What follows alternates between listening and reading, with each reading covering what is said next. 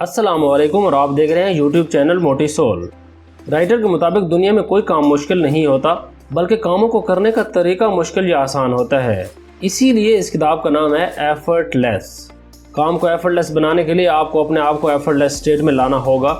इस स्टेट को हासिल करने के लिए आपको दिमागी क्लटर यानी बेतरतीबी को ख़त्म करना होगा।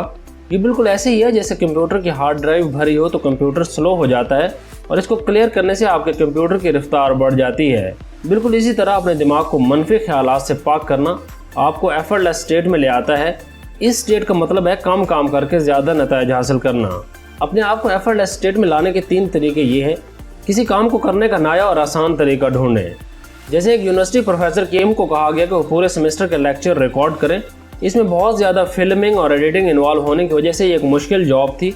उसको यूनिवर्सिटी इंतज़ामिया ने बताया कि ये उन तालिब इल्मों के लिए है जो किसी वजह से क्लास नहीं ले पाते।